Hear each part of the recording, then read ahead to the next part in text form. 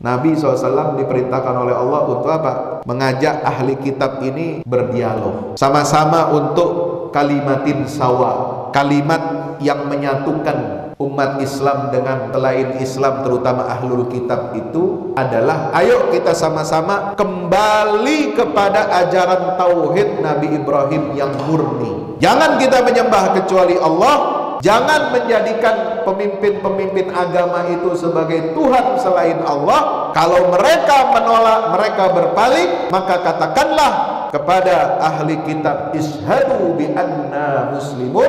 Wahai ahli kitab, wahai orang-orang kafir, wahai orang-orang musyrik, wahai orang-orang ateis, wahai orang-orang liberal, wahai orang-orang sekuler, saksikanlah bahwa kami adalah umat Islam. Maka kita umat Islam harus punya prinsip ini, punya izzah. Walillahil izzatu walirasulihi wal mu'minin.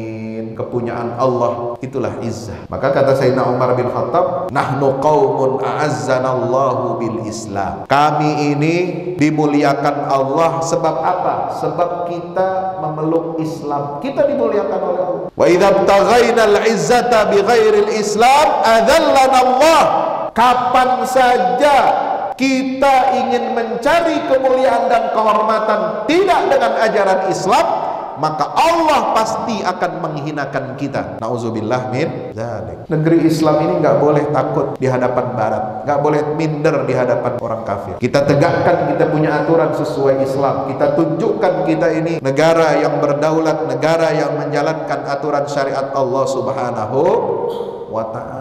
Tuh, kapten-kapten timnas sepak bola Jerman, Inggris mau pakai apa? Mau pakai pita LGBT, dukungan kepada dia. Jadi yang namanya LGBT, yang namanya kebatilan, kemungkaran itu juga mendakwahkan ajarannya. Mereka mengkampanyekan kesesatannya. Melalui apa? Melalui sepak bola.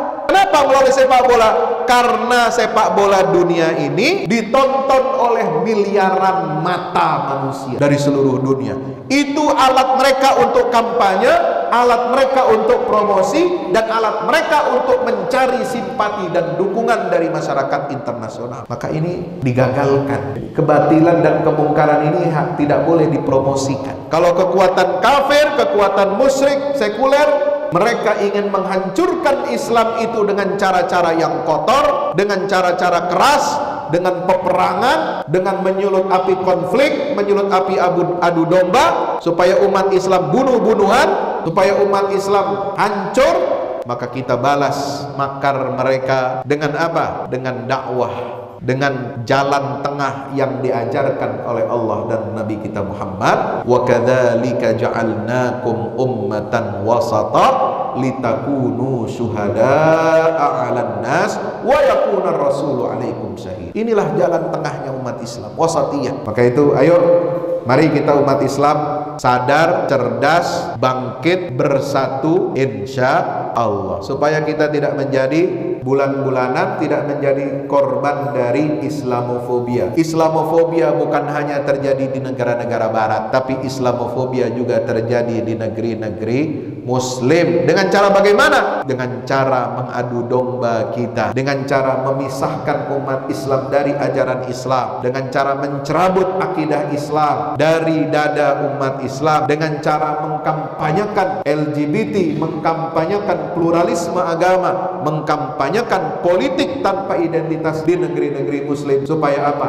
Yang berkuasa adalah mereka, antek-antek barat. Nauzubillah min dzalik.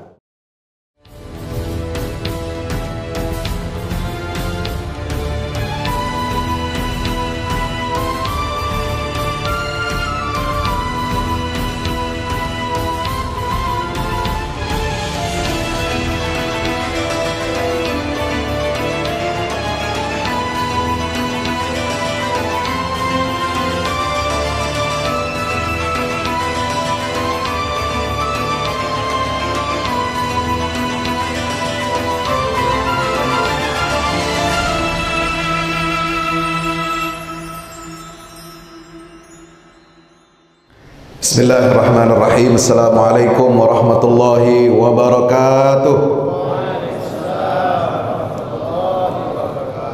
Innal hamdalillah Nahmaduhu wa nasta'inuhu wa nastaghfiruhu wa nastahdihi wa na'udzu billahi min syururi anfusina wa min sayyiati a'malina. Innahu may yahdihillahu fala mudilla lahu wa may yudlil fala hadiya lahu.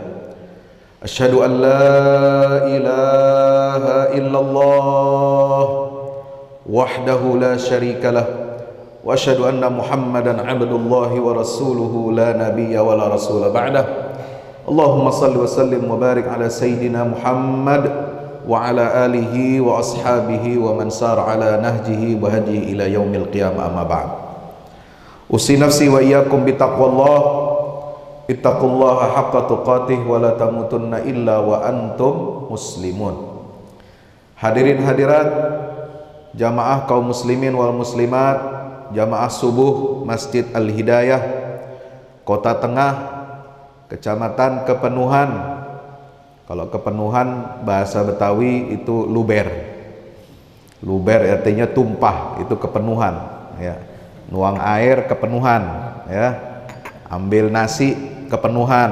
Nah, itu yang namanya kelebihan itu tidak baik, tapi insya Allah kepenuhan di Kabupaten Rokan Hulu ini insya Allah artinya berlimpah berkah dari Allah. Amin ya Rabbal Alamin. Penuh berkahnya, penuh rahmatnya, penuh maghfirahnya dari Allah Subhanahu wa ta'ala. Amin ya Rabbal. Terutama dengan asbab kita melaksanakan subuh berjamaah, dengan asbab kita berzikir, asbab kita bersolawat, dengan asbab kita dengan tadi melantunkan zikir la ilaha illallah Muhammad Rasulullah SAW. Mudah-mudahan senantiasa Allah Subhanahu wa ta'ala kuatkan iman dan Islam kita. Amin ya Rabbal Alamin. Mari kita bersyukur kehadirat Allah Subhanahu wa ta'ala dengan memanjatkan alhamdulillah.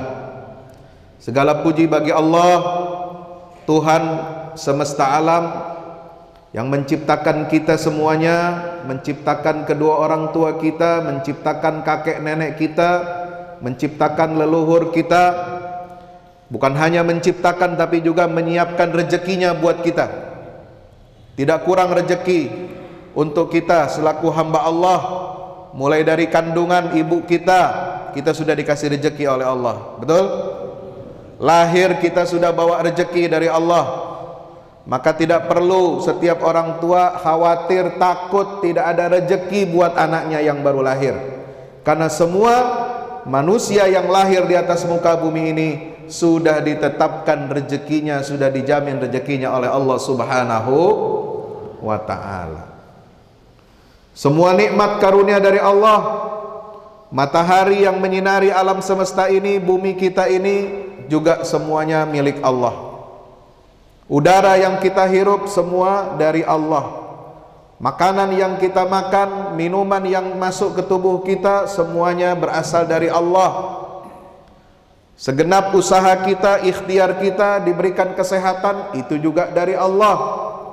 Maka kita semua harus banyak bersyukur kepada Allah Subhanahu wa ta'ala atas karunia limpahan rahmat dari Allah Subhanahu. Karena setiap nikmat nanti akan dipertanggungjawabkan di hadapan Allah Subhanahu wa ta'ala. Nikmat umur, nikmat usia, nikmat anak, nikmat rezeki, nikmat kekayaan, nikmat kendaraan, nikmat rumah, nikmat makan, nikmat minum, nikmat sehat, semuanya kita akan dimintakan pertanggungjawaban oleh Allah Subhanahu wa ta'ala. Sebab Nabi SAW bersabda, la tazulu qadama 'abdin yaumal qiyamati illa wa huwa yus'al an arba'in. Tidaklah tergelincir kedua kaki seorang hamba Allah nanti di yaumil qiyamah kecuali dia akan ditanya tentang 4 hal. An umrihi fima afnah atau fima abqa. Akan ditanya tentang umurnya, bagaimana dihabiskan umurnya itu di dunia ini. Ya, ini nikmat umur di dunia ini nanti kita akan ditanya oleh Allah. Wa an syababihi fima ablah, akan ditanya tentang masa muda kita, Masa muda Pak, ini juga ditanya oleh Allah. Jangan dikira ntar aja tobat, ntar aja puasa, ntar aja berjamaah, mumpung masih muda. Lah kenapa emangnya mumpung masih muda? Mumpung masih muda berfoya-foya, menikmati bebas sebebas-bebasnya. Tidak. Dalam Islam, usia muda kita itu nanti akan dimintakan pertanggungjawaban oleh Allah Subhanahu. Maka tugas kita bapak-bapak dan ibu-ibu sebagai orang tua untuk mendidik, mengajak, membimbing anak-anak kita, anak-anak muda kita. Jangan hanya yang tua-tua yang hadir ke masjid.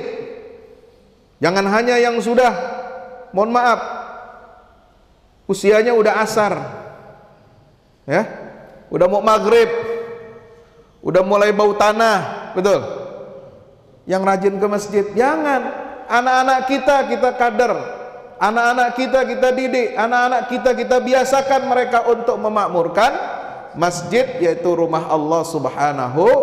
Supaya apa? Nanti kalau kita sudah meninggal dunia, ada yang meneruskan generasi-generasi pelanjut kita untuk memakmurkan rumah Allah Subhanahu wa ta'ala. Yang ketiga, kata Nabi SAW, akan ditanya apa?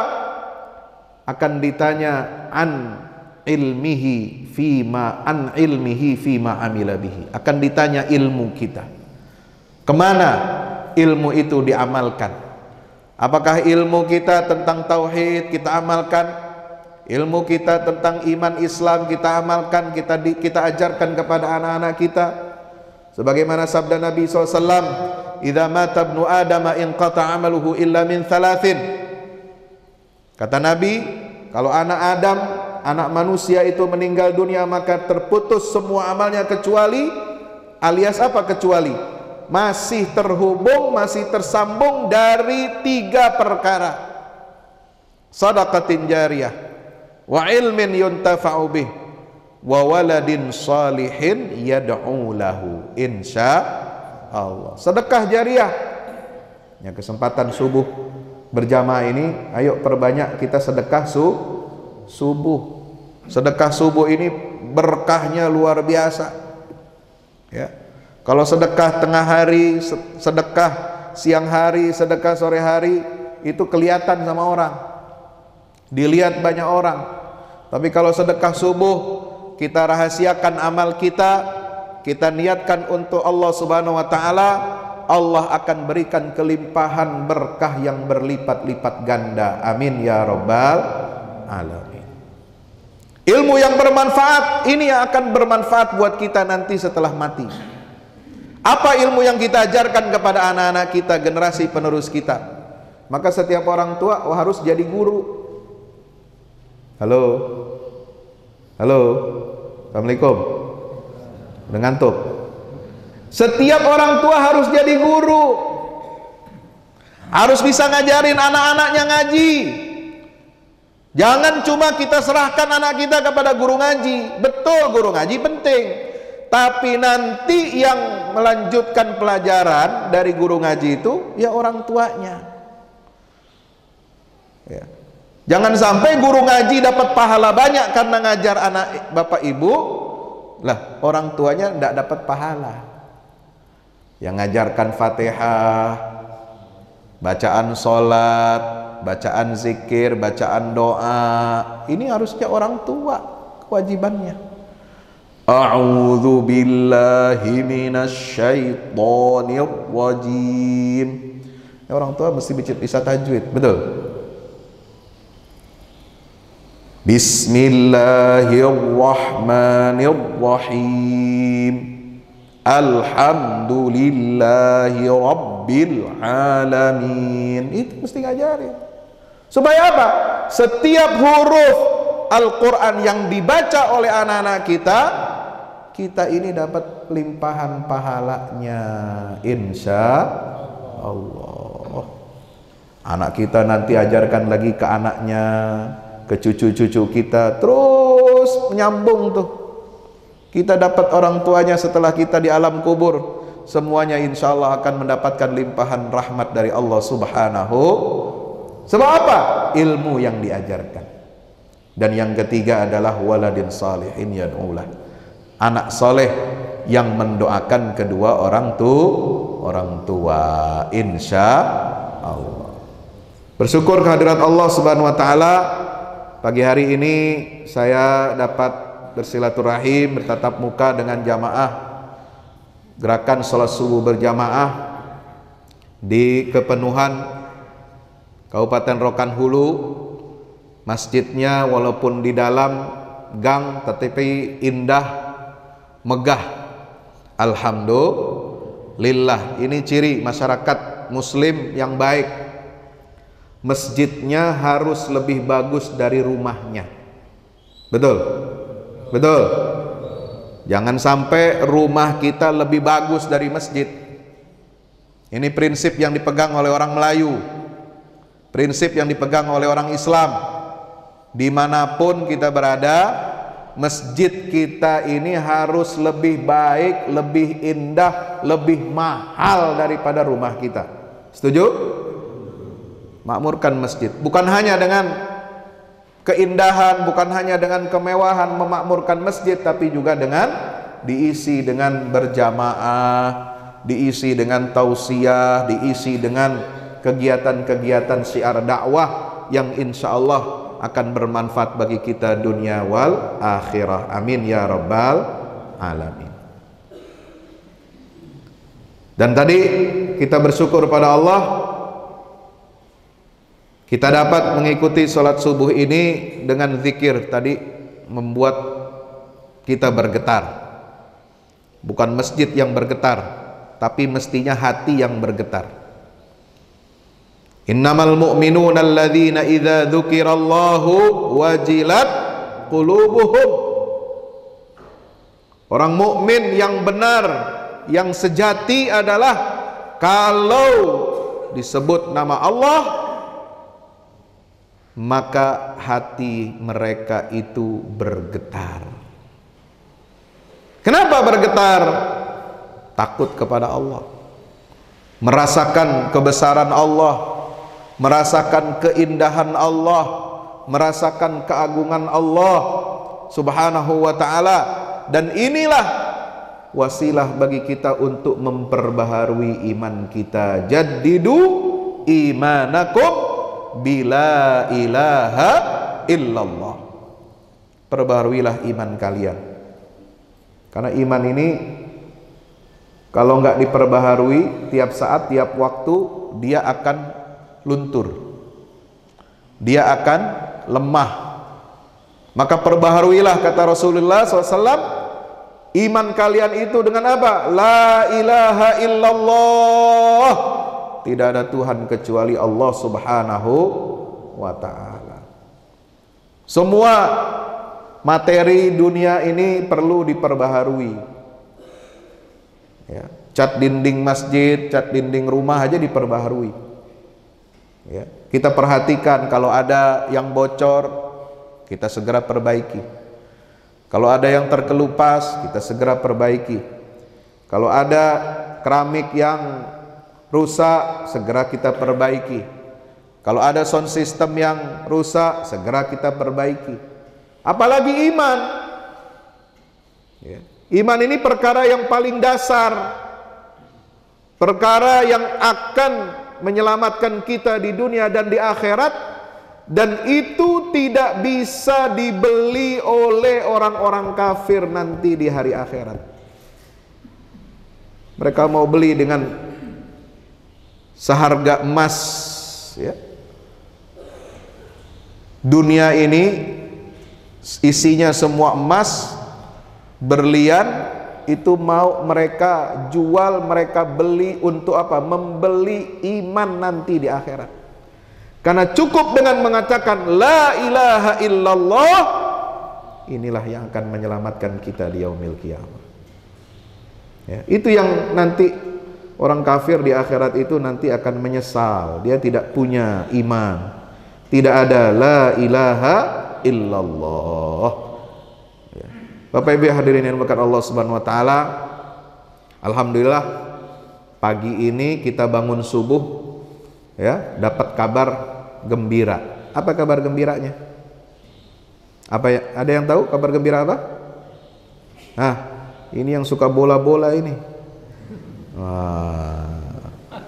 Suka nonton Piala Dunia. Ada di sini yang suka nonton Piala Dunia? Oh. Loh kok Pak Ustadz ceramah di masjid tentang bola?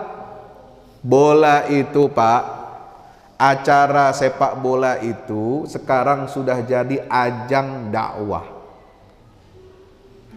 Ya. Dakwah apa? Lah kalau orang Eropa, orang sekuler, orang Barat, orang kafir menjadikan ajang sepak bola itu untuk memperkenalkan dan mengkampanyekan nilai-nilai liberalnya mereka, nilai-nilai kekufurannya mereka, maka berlomba-lomba produk-produk yang dihasilkan oleh orang-orang kafir, ya, produk-produk apa? Minuman keras itu berlomba-lomba mereka iklankan, mereka berani bayar mahal. Itu sudah dakwah. Iklan kan dakwah. Artinya dakwah itu apa sih? Mengajak, mempromosikan, mengajak orang supaya beli barang dagangan kita. Itulah dakwah. Dakwah Islam juga mengenalkan Islam supaya orang mengerti Islam. Kalau sudah mengerti, dia akan cinta kepada Islam. Kalau dia cinta kepada Islam, maka dia akan memeluk tidak sayang. Ya, kalau enggak kenal maka tidak sayang. Bapak Ibu hadirin yang dimuliakan Allah Subhanahu wa taala, ya, kita bersyukur kehadirat Allah. Ya, tim sepak bola Maroko, negeri muslim yang ada di ujung barat dunia Islam, sesuai dengan namanya Maghrib, Al-Maghrib. Ya, jadi satu-satunya nama negara Islam, ya, yang namanya itu pakai nama solat Maghrib. Ya, ada negara subuh nggak? Nggak ada. Ada negara Isya? Nggak ada. Negara zuhur apalagi. Tapi Maroko itu dalam bahasa Arab Al-Maghrib, dia satu-satunya nama negara Islam yang pakai nama solat fardu bagi umat Islam, yaitu solat Maghrib. Kenapa disebut Al-Maghrib? Karena dia letaknya paling ujung barat dari benua Afrika yang ada di sebelah utara. Ya. Di situ dekat Laut Atlantik. Ya, jadi lautnya itu ada dua, Maroko, Maghrib ini. Ada Laut Atlantik, kemudian ada Laut Mediterania, Laut Tengah. Yang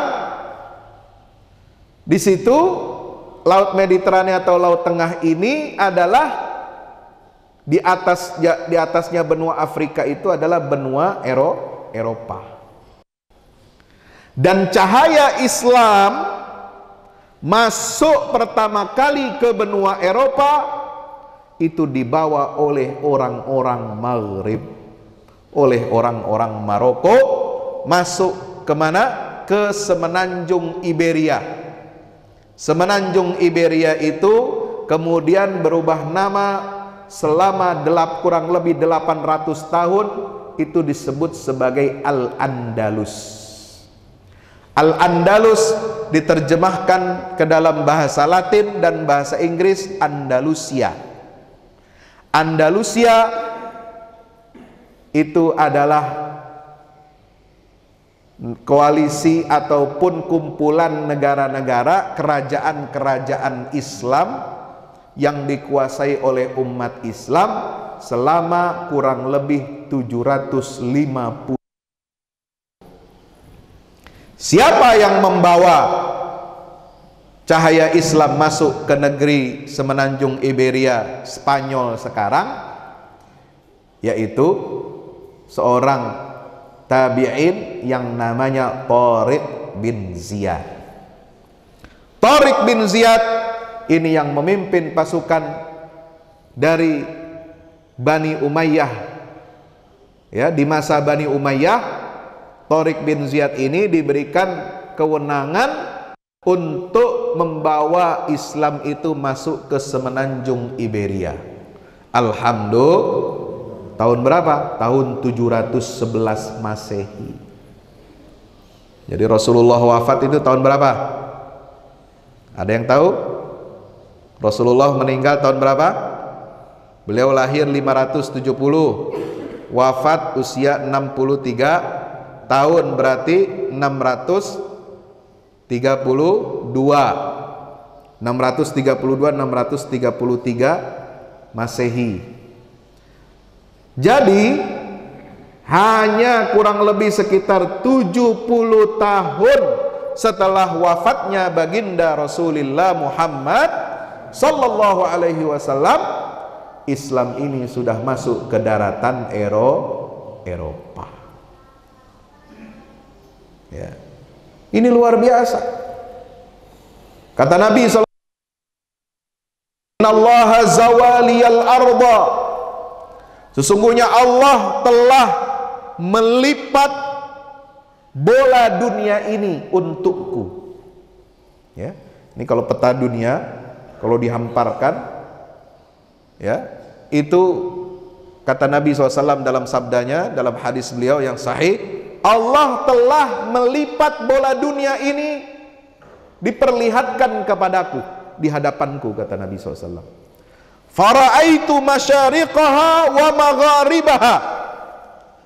Maka aku kemudian melihat dengan izin Allah ujung bagian timurnya bola dunia ini dan ujung bagian baratnya. Jadi Nabi dulu udah lihat peta Indonesia, Pak. Alhamdulillah. Makanya ada istilah, ya, dari Sabang sampai, bukan Merauke, sampai Maroko. Ya. Merauke yang ada di sebelah timur, ujung timur Indonesia. Jadi kalau digabungkan dari Merauke sampai Maroko, itulah negeri-negeri Muslim yang sudah dilihat, disaksikan oleh Nabi Shallallahu Alaihi Wasallam. Baterainya, maaf. Itu beliau sudah Shallallahu Alaihi Wasallam sudah saksikan, ya. Sudah menyaksikan bagian ujung timur dan ujung barat. Yang ujung timur ini, ini. Yang ujung timur itu adalah tempat atau negeri matahari terbit pertama kali. Kayaknya masih lebih bagus yang itu. Ada. Mohon maaf, ini ada sedikit gangguan. Ya, ini harus ditajdid ini. Ya. Halo, cek ya.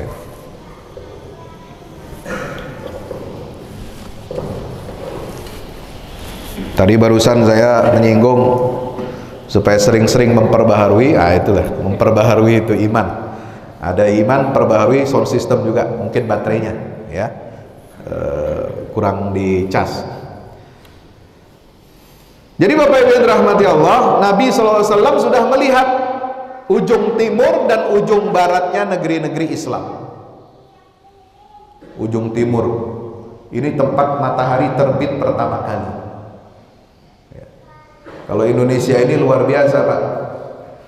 Zona waktunya ada timur, tengah, dan barat. Kita masih tidur, ya, jam 3 pagi masih tidur. Umat Islam yang ada di Papua sudah sholat subuh, udah terbit matahari, ya. Jam 6 mereka terbit, kita di sini baru jam 4. Yang tengah terus begitu, mulai matahari terbit dari Merauke, kemudian sampai Indonesia Tengah, Makassar, ya, Sulawesi Selatan, Kalimantan Timur, Kalimantan Utara, Kalimantan Selatan, kemudian masuk ke wilayah barat, ya, Sumatera ini jam subuhnya paling akhir. Betul. Yang paling akhir lagi kalau di Aceh. Wah, kita di Jakarta sudah terang, ya, hampir terang, dia baru mau sholat subuh. Lengkap kita ini. Jadi matahari terbit dari timur, terus dia jalan ke arah barat, ya, dan terakhir itu matahari baru nampak di sebelah paling ujung barat. Sebaliknya, ketika matahari terbenam, barat duluan yang muncul di situ.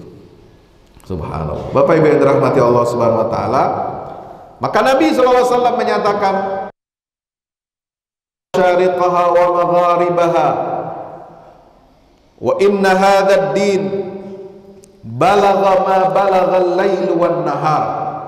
Maka kemudian Nabi SAW melanjutkan, sesungguhnya agama Islam ini akan masuk ke setiap sudut penjuru dunia ini yang dimasuki siang dan malam. Insya Allah. Islamisasi di Eropa sudah mulai tahun 711 Masehi. Umat Islam berkuasa di daratan semenanjung Iberia sampai Portugal. Jadi dulu Spanyol dan Portugal ini, ya, itu negeri Islam. Negeri Islam, Pak. Spanyol dan Portugal. Negerinya siapa? Ronaldo. Klubnya Porto, Barcelona, Madrid. Itu dulu kota-kota Islam. Madrid itu dulu nama bahasa Arabnya Majarid. Ya. Barcelona itu Barcelona. Sevilla itu Isbilia. Granada itu Cordoba. Itu semua negeri-negeri yang dibuka, dibebaskan oleh pahlawan-pahlawan Islam, dan Islam berkuasa di sana 750 tahun. Nah, ketika ada orang Maroko, cendekiawan, ahli geografi, traveler itu artinya tukang jalan. Tapi tukang jalannya bukan hanya jalan-jalan, tapi jalan-jalannya itu dia ngukur, dia bikin gambar, dia bikin peta dunia. Ada seorang dari Maroko, ilmuwan yang namanya Ibnu Battuta. Ibnu Battuta ini yang menjelajah negeri-negeri dari Eropa, dari Maroko, kemudian masuk ke Spanyol. Dia menjelajah sampai ke Nusantara, sampai di Sumatera. Sumatera dia lihat alamnya, kondisinya sama dengan Andalus di Spanyol. Berbukit-bukit, bergunung-gunung, jalannya berkelok-kelok. Maka dia namakan Jazirah Sumatera ini dengan Jazirah Andalus. Makanya ada istilahnya apa? Andalas. Kepulauan Andalas Sumatera ini itu dulu namanya, jadi kembarannya Andalus yang ada di Spanyol. Jadi Bapak Ibu yang dirahmati Allah, kita bersyukur kepada Allah.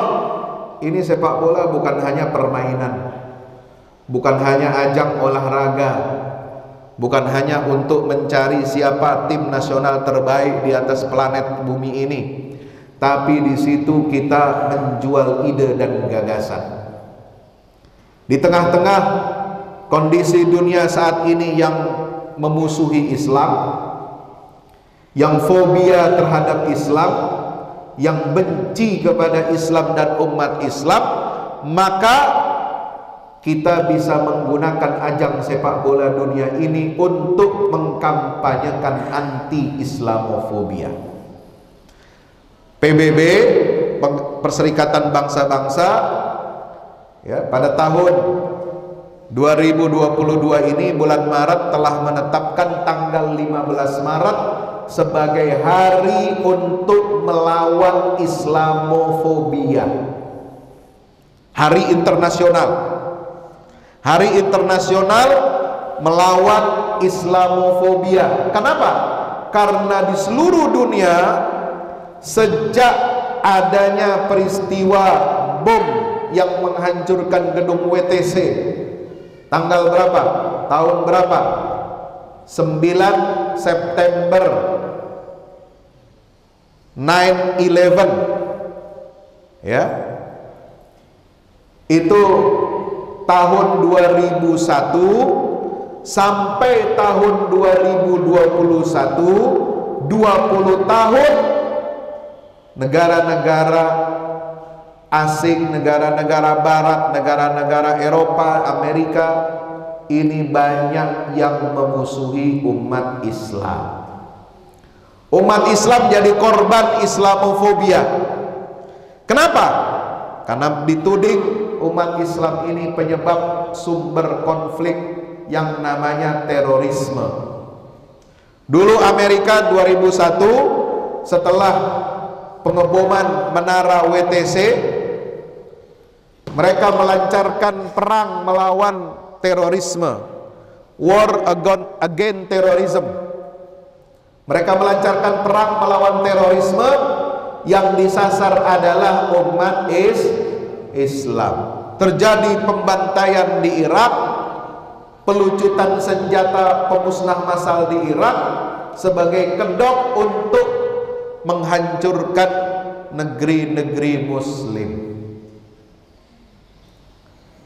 Terjadi penjajahan di Afghanistan juga setelah peristiwa WTC tahun 2001. Jadi tahun 2001 sampai 2003 Barat kampanye perang melawan terorisme, Saddam Hussein dijatuhkan, di Irak kemudian dikuasai oleh Amerika, kemudian diserahkan kepada boneka Amerika, yaitu kaki tangannya golongan Syiah yang menghancurkan negeri Baghdad, negeri 1001 malam. Lalu kemudian Afghanistan, dengan alasan Amerika memburu Osama bin Laden yang berlindung di Afghanistan di bawah imarah siapa? Taliban. Ya, Taliban, tahu Taliban? Taliban itu santri. Ya, Taliban itu santri Sunni, mazhab Hanafi, akidahnya Asy'ari Maturidi, fikihnya Hanafi. Mereka ini membebaskan Afghanistan, menguasai Afghanistan setelah berjuang selama puluhan tahun, dipercaya oleh rakyat membangun Afghanistan. Mereka lakukan perlawanan terhadap Amerika dari tahun 2004, 2003, 2004 sampai tahun 2020 Amerika menyerah, mundur dari Afghanistan. Subhanallah. Padahal mereka senjatanya kalah jauh dari Amerika. Ya. Ini kenapa terjadi? Karena Islamofobia. Negeri-negeri Muslim dihancurkan, diobrak-abrik, diadu domba. Ya. Maka itu jamaah yang dirahmati Allah Subhanahu Wa Taala, di tengah kita semangat anti Islamofobia sekarang ini, kita bersyukur kehadirat Allah Subhanahu Wa Taala masih ada negeri Muslim yang mampu menyelenggarakan event sepak bola dunia ini dengan menampilkan keindahan Islam yang rahmatan lil alamin. Jadi Qatar itu jadi penyelenggara World Cup, Piala Dunia, itu bukan hanya menyiapkan infrastruktur stadion-stadion yang megah, sarana fasilitas transportasi yang mewah, tapi juga mereka menyiapkan tenaga-tenaga, ribuan dai dengan berbagai bahasa dunia itu disebarkan untuk menampilkan, untuk mendakwahkan Islam ini kepada para tamu, pengunjung, para penonton sepak bola yang datang dari berbagai penjuru dunia. Qatar mendatangkan ratusan muazzin yang suaranya bagus dari seluruh penjuru dunia. Untuk apa? menampilkan indahnya suara azan. Ya, justru azan itu jadi alat dakwah. Jangan malah suara azan, toa azan mau dibatasi. Ya, aneh, negeri muslim kok mau membatasi toa azan. Lah fungsinya azan itu untuk memanggil, untuk mengingatkan orang untuk sholat fardu. Kalau azan tidak suaranya keluar dari masjid, buat apa? Manggil siapa? Betul. Hanya yang perlu diatur memang muazzinnya ini suaranya harus bagus, harus merdu, insya itu jadi alat dakwah. Sehingga banyak penonton-penonton sepak bola itu, turis-turis yang datang ke negeri Qatar ini, mereka ya kagum dengan suara azan. Mereka datangi masjid-masjid itu, terbuka, persilahkan masuk.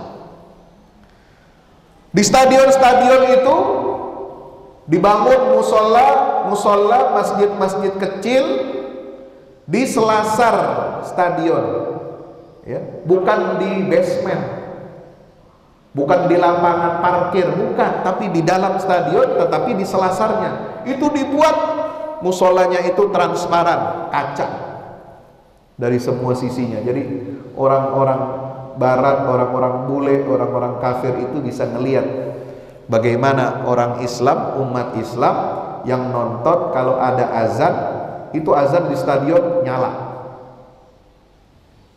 Yang Islam mereka sholat, jadi tontonan. Jadi bagaimana ini menjadi sarana untuk berdakwah ke jalan Allah Subhanahu wa ta'ala. Qatar menerapkan aturan apa?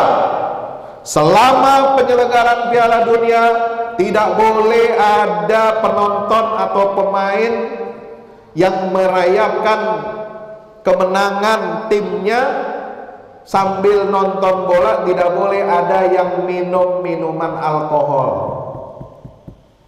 Tidak ada yang jual alkohol selama penyelenggaraan Piala Dunia. Tidak boleh ada konsumsi babi. Ya, nggak ada. Restoran di Qatar nggak ada yang jual babi. Jadi makannya apa? Lu makan aja ayam, makan kambing situ, makan kambing guling aja, ya. Makan daging sapi, ya, yang halal sesuai dengan ajaran Islam. Ini cara mengenalkan dakwah kepada masyarakat Barat. Yang ketiga, Qatar tidak menerima sponsor iklan minuman keras. Ya. Ini semua dikembalikan. Ada sponsor minuman keras besar dari Eropa, dari Jerman, udah bayar ke FIFA, udah kontrak dengan FIFA untuk iklan di mana? Di sepak bola dunia Qatar ini. Lalu kemudian Qatar menolak dan dikembalikan uangnya 2 kali lipat. Itu enaknya jadi orang kaya, Pak. Betul. Jadi orang kaya itu harus berdakwah. Orang kaya itu punya harga diri. Kalau orang bisa bayar iklan, dia protes, nggak tayang iklannya, kita bayar, kembalikan uangnya 2 kali lipat. Alhamdulillah. Selama penyelenggaraan event Piala Dunia, tidak boleh ada simbol-simbol LGBT. Tidak boleh melakukan aktivitas seks bebas.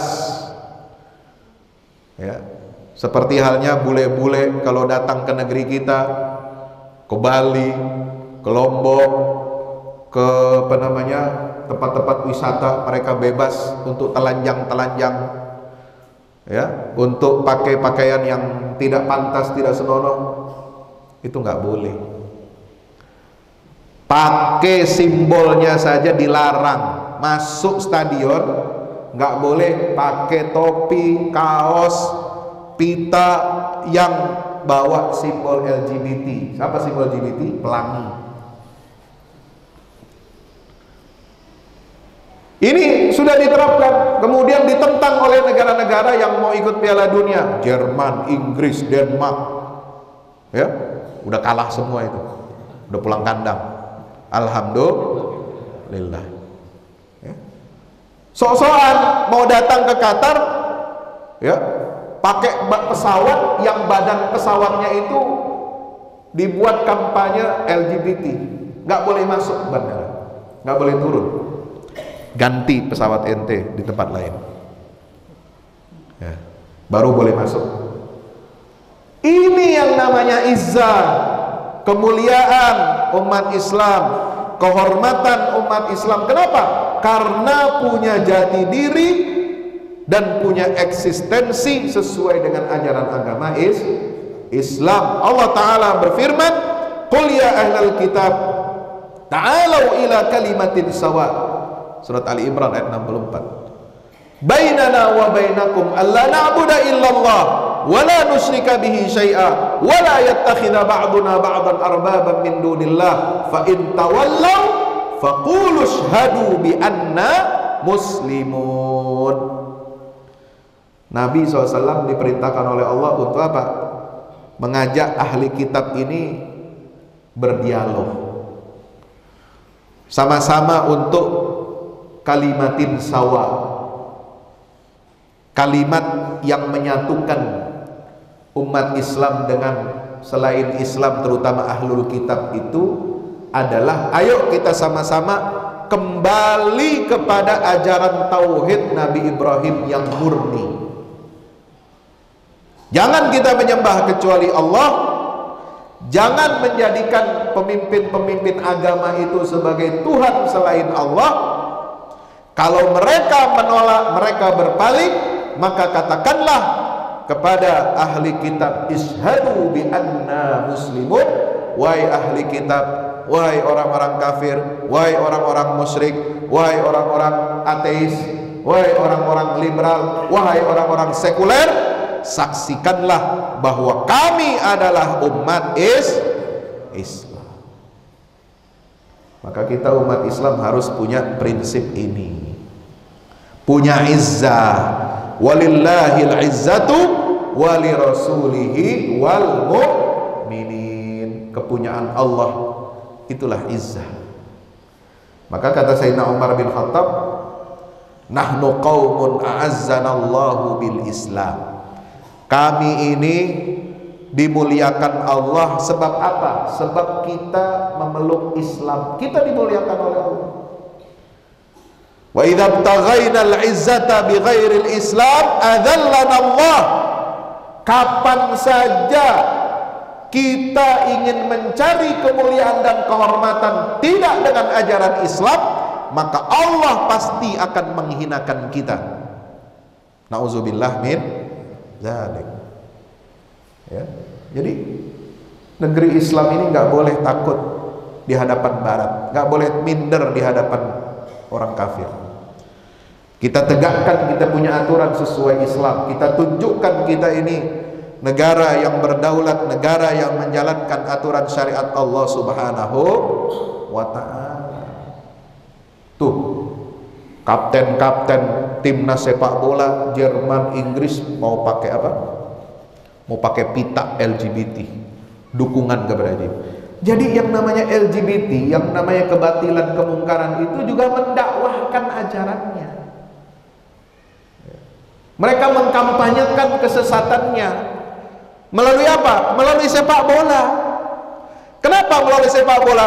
Karena sepak bola dunia ini ditonton oleh miliaran mata manusia dari seluruh dunia. Itu alat mereka untuk kampanye, alat mereka untuk promosi, dan alat mereka untuk mencari simpati dan dukungan dari masyarakat internasional.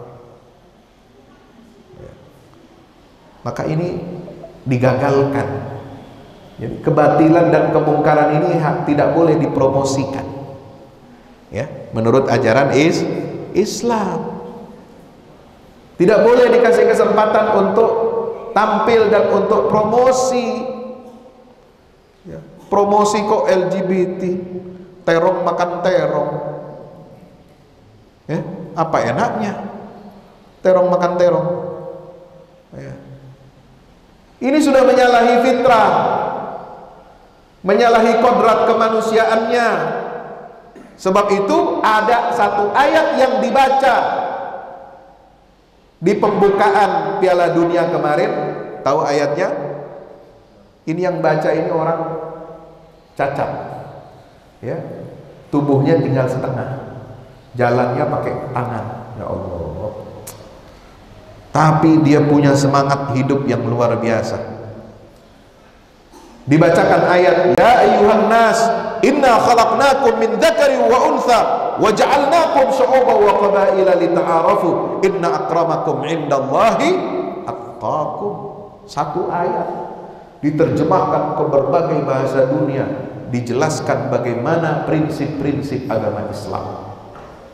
Wahai sekalian manusia, sungguh kami ciptakan kamu semua dari laki-laki dan perempuan. Ada enggak yang hadir di sini lahir dari laki-laki? Enggak ada, semua dari perempuan. Ya. Karena apa? Karena ada hubungan laki-laki dan perempuan, maka lahirlah manusia, ada regenerasi peradaban manusia. Kalau kawin laki-laki dengan laki-laki, perempuan dengan perempuan, ada tidak manusia? Ada tidak? Tidak ada. Maka gerakan LGBT ini sesungguhnya adalah ingin menghancurkan dan meruntuhkan peradaban manusia. Ya. Jadi ini kita lawan mereka dengan apa? Dengan izzah, dengan keistiqomahan kita untuk melaksanakan ajaran Allah, dengan mempromosikan Islam itu rahmatan lil alamin. Kenapa khamr, minuman keras dilarang? Kenapa hubungan seksual bebas dilarang? Kenapa LGBT dilarang? Kenapa ini babi dilarang dan lain sebagainya? Ini untuk menunjukkan bahwa syariat Islam itu adalah rahmatan lil alamin. Jadi Islamofobia harus kita lawan dengan cara-cara yang beradab. Kalau barat, kalau kekuatan kafir, kekuatan musyrik, sekuler, mereka ingin menghancurkan Islam itu dengan cara-cara yang kotor, dengan cara-cara keras, dengan peperangan, dengan menyulut api konflik, menyulut api adu domba, supaya umat Islam bunuh-bunuhan, supaya umat Islam hancur. Maka kita balas makar mereka dengan apa? Dengan dakwah, dengan wasatiyah, dengan jalan tengah yang diajarkan oleh Allah dan Nabi kita Muhammad. Wa kadzalika ja'alnakum ummatan wasata litakunu syuhada'a 'alan nas wa yakuna ar-rasulu 'alaikum syahida. Inilah jalan tengahnya umat Islam, wasatiyah. Kita balas kejahatan orang. Kita ini korban, Pak. Umat Islam ini korban Islamofobia 22 tahun, 20 tahun. 2001 sampai 2021. Terakhir peristiwa Islamofobia yang paling berdarah, yang paling menyedihkan umat Islam adalah ketika ada seorang teroris di Selandia Baru menembak umat Islam yang sedang sholat Jumat. Puluhan muslim meninggal dunia. Ya. Ini yang menyebabkan itu peristiwa terjadi tahun 2019. Ya. Ini yang menyebabkan kemudian PBB mengambil sikap tahun 2022 ini menjadikan peristiwa tersebut pada tanggal 15 Maret ini menjadi momentum untuk combating, melawan Islamofobia. Kita ini korban. Siapa yang menjadi algojonya, jagalnya itu adalah kekuatan-kekuatan negeri-negeri barat yang mensponsori terorisme negara untuk memusnahkan, menghancurkan umat Islam, untuk menjauhkan Islam, umat Islam dari ajaran Islam. Sekarang disebarkan paham-paham yang bertentangan dengan Islam, sekularisme, liberalisme, pluralisme agama, semua agama benar, semua agama, ya, itu tidak boleh umat Islam fanatik dengan agamanya, tidak boleh yakin dengan kebenaran agamanya, karena semua agama itu benar, katanya. Nauzubillah min dzalik. Sekarang lagi ditebarkan isu tentang apa? Politik identitas. Ya, politik identitas ini jelang pemilu saja. Artinya apa? Umat Islam tidak boleh berpolitik sesuai dengan identitas Islam. Berpolitik tidak boleh pakai identitas agama. Berarti apa? Yang boleh adalah politik tanpa identitas. Politik tanpa identitas itu adalah politik sekuler. Politik tanpa identitas itu adalah politik yang diinginkan oleh komunis, oleh PKI. Itu mereka maunya, politik tanpa identitas. Tidak boleh ada melibatkan agama dalam urusan politik. Nauzubillah min. Padahal kita memilih pemimpin, memilih wakil rakyat, itu harus sesuai dengan aturan-aturan agama Islam. Qul inna salati wa nusuki wa mahyaya wa mamati lillahi rabbil alamin. Salatku, ibadahku, hidupku dan matiku semuanya adalah untuk Allah. Artinya apa? Untuk Allah. Kita harus selenggarakan kehidupan ini sesuai dengan aturan-aturan syariat Allah Subhanahu wa ta'ala. Maka itu, ayo mari kita umat Islam sadar, cerdas, bangkit, bersatu, insya Allah, supaya kita tidak menjadi bulan-bulanan, tidak menjadi korban dari Islamofobia.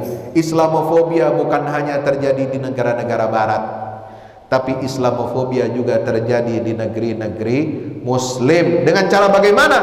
Bukan dengan cara seperti Amerika perang melawan Irak dan Afghanistan untuk menghancurkan negeri-negeri Muslim, tapi dengan cara mengadu domba kita, dengan cara memisahkan umat Islam dari ajaran Islam, dengan cara mencerabut akidah Islam dari dada umat Islam, dengan cara mengkampanyekan LGBT, mengkampanyekan pluralisme agama, mengkampanyekan politik tanpa identitas di negeri-negeri Muslim. Supaya apa? Yang berkuasa adalah mereka, antek-antek barat.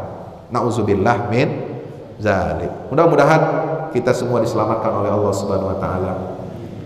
Kita jaga iman Islam kita jaga anak-anak kita. Ya ayyuhalladzina amanu qu anfusakum wa ahlikum nar. Jaga diri, jaga keluarga kita dari api neraka. Amin ya rabbal alamin. Mohon maaf apabila ada hal-hal yang kurang berkenan.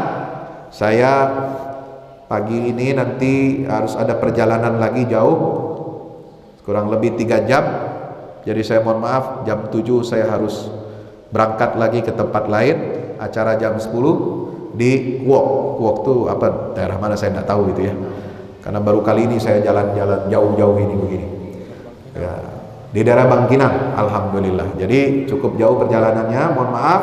Dan saya senang bisa bersilaturahim dengan Bapak Ibu semuanya. Mudah-mudahan di lain kesempatan, lain waktu kita dapat bersilaturahim lagi.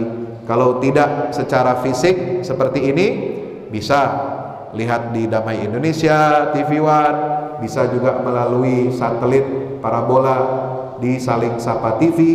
Insya Allah bisa juga baca karya-karya buku-buku yang saya tulis. Sebenarnya saya bawa, cuma nanti kapan-kapan kita sampaikan di sini. Insya Allah. Demikian aku qauli hadza, astaghfirullah li wa lakum. Sekali lagi terima kasih kepada seluruh pengurus GSSB, Gerakan Salat Subuh Berjamaah Kecamatan Kepenuhan Rokan Hulu.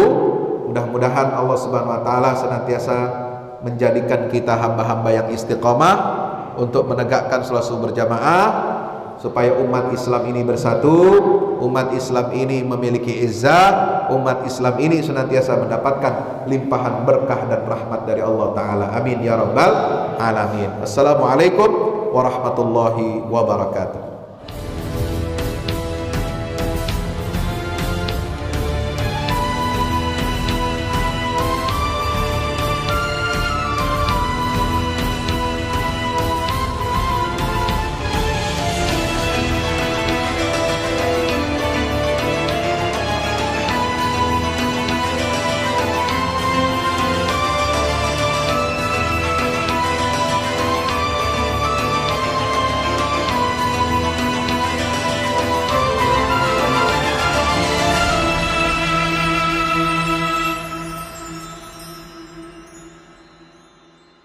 Assalamualaikum warahmatullahi wabarakatuh. Alhamdulillah kita udah selesai pengecoran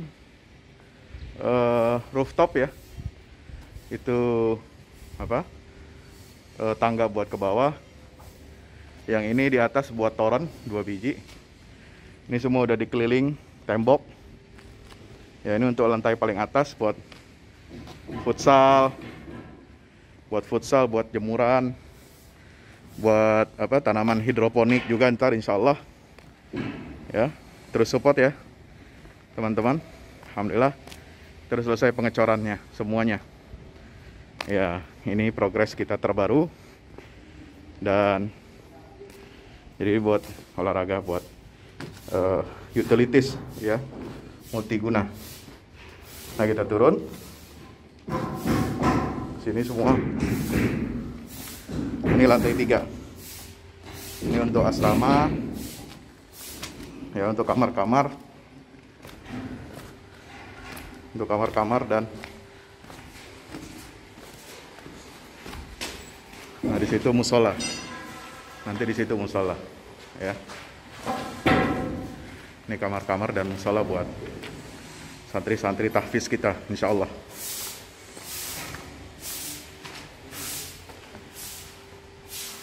Nah, ini lantai 2 kita turun.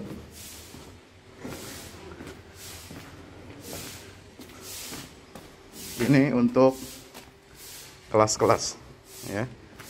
Kelas-kelas tahfidz, kelas-kelas tadabbur. Insya Allah semua udah jadi. Alhamdulillah berkat dukungan antum semua. Nah, tinggal ke bawah, di sini buat aula. Aula semua di sini ya.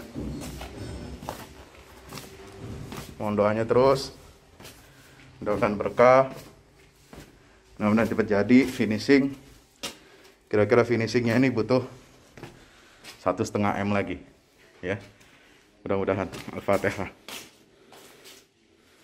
Al-Fahmu Institute mempersembahkan serangkaian buku karya Ustadz Fahmi Salim LCMA. Buku pesan-pesan tauhid untuk negeri di masa pandemi. Buku mutiara ilmu-ilmu Al-Quran. Ada diskon 20% untuk buku tafsir sesat 58 esai kritis wacana Islam di Indonesia dan buku kritik terhadap studi Al-Quran kaum liberal.